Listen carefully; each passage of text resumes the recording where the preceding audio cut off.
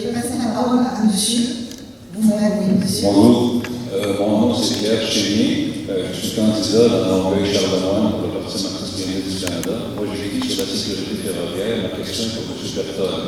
Si les autres veulent répondre, c'est pour lui. M. Berthold, vous et votre parti, vous sollicitez un nouveau mandat. Ça me trouble beaucoup en tant que travailleur canadien. J'aimerais que vous m'expliquiez, que vous expliquiez à tout le monde comment c'est possible de vous donner un nouveau mandat, compte tenu, par exemple, en 2012, votre gouvernement a signé une entente secrète avec MMA lui permettant de conduire les trains non plus avec 2 personnes, mais avec 1 personne. Cette entente est secrète. Elle n'a jamais passé par le Parlement. Elle n'a jamais été soumise au débat public. Pour la connaître, il faut être abonné aux revues spécialisées ferroviaires. Ce que je suis, c'est là que je viens. Jamais vous avez consulté personne là-dessus. Je ne parle pas de vous personnellement. Deuxièmement, mon dernier exemple, les travailleurs ferroviaires, ils existent au Canada. Votre gouvernement n'aime pas les travailleurs ferroviaires. Ceux du CN, ceux du CP, ils ont fait des batailles qui étaient sur la sécurité ferroviaire, contre la fatigue. Ils ont dit à votre gouvernement, on n'est plus capable de faire le job, c'est dangereux, il va y avoir des accidents. Ils ont dit, on n'a pas assez d'effectifs dans les lignes ferroviaires. Votre gouvernement n'a jamais, une seule fois, s'est jamais assis avec les travailleurs pour dire, vous qui faites du service, comment vous voyez le problème vous-même? Qu'est-ce qu'on peut faire pour vous aider? Chaque fois qu'ils veulent se battre, avant même qu'ils bougent pour se battre, votre ministre du Travail se précipite au Parlement et dit loi de retour au travail, loi de retour au travail, pour étouffer la question de la sécurité ferroviaire. Mais c'est étouffer la question de la sécurité ferroviaire qui a créé les dangers. Alors, je vous demande.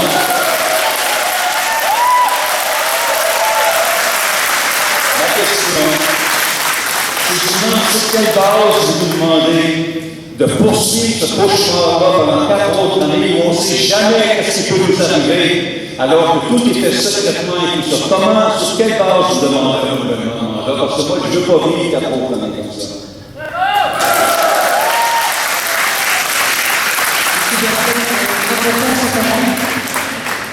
Écoutez, juste entendre la question, on peut voir qu'il y a d'autres préoccupations de M. Chénier que juste le transport et la sécurité des gens avec Mégantic.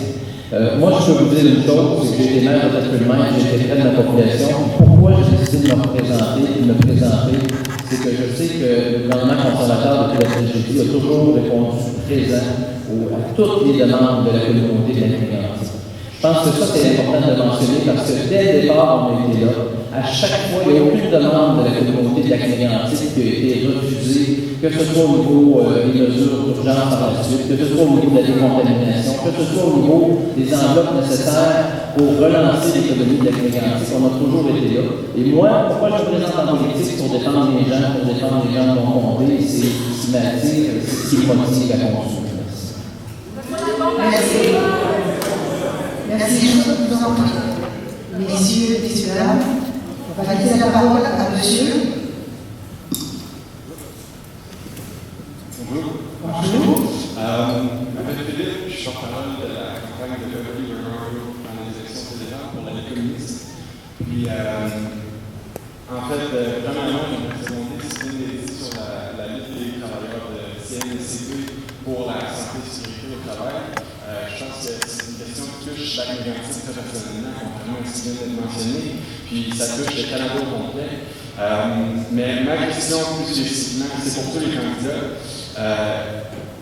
Il y a un comté qui est en train d'être monté contre Tom Harding, qui était le conducteur du train, et contre Richard Lallery, qui était le dispatcher des trains.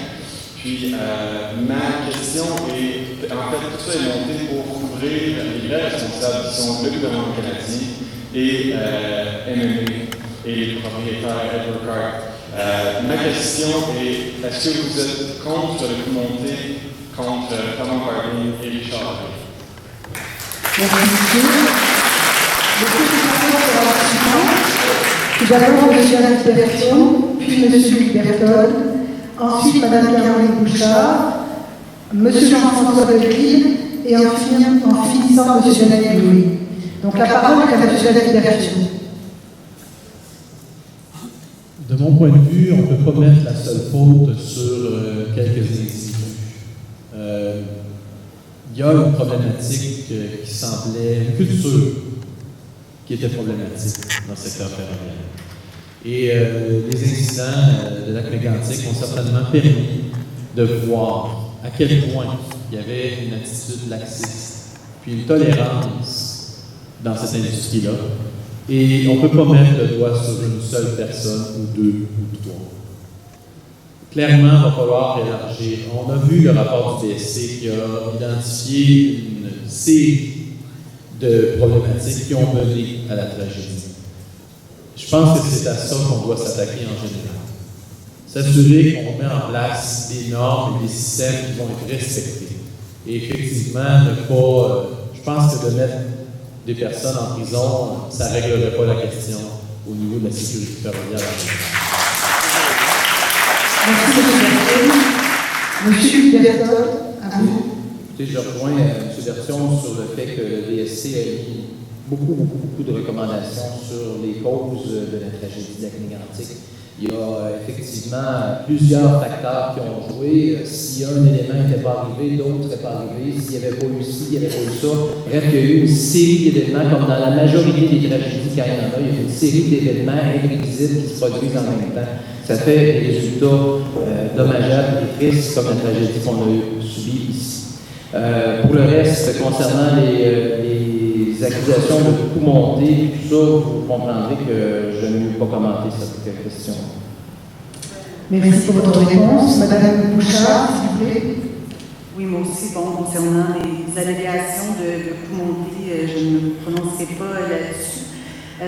Par contre, ce qu'on sait, c'est que la MMI a été délinquante, mais elle n'est pas la seule à avoir été négligente. Transport Canada a aussi été pointé du doigt par le Bureau de la sécurité des transports dans son enquête.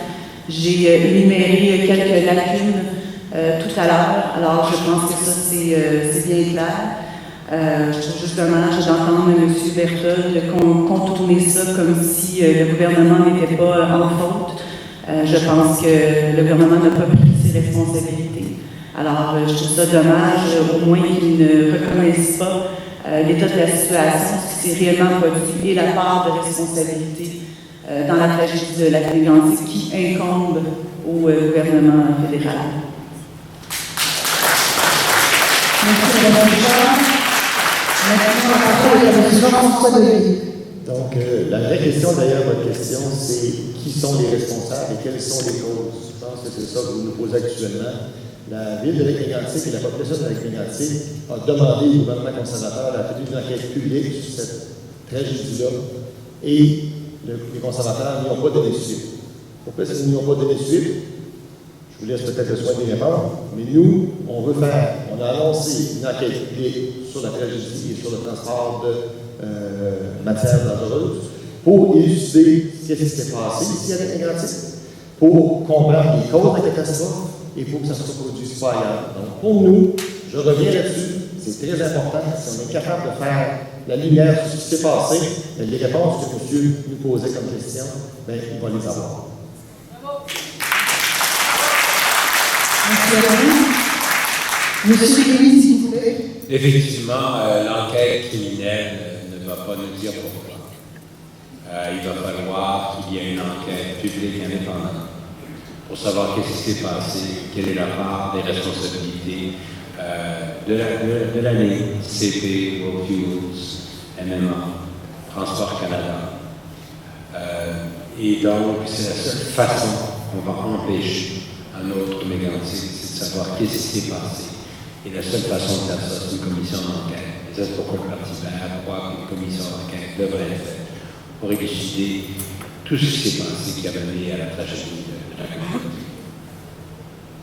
Merci. Merci, M. Louis.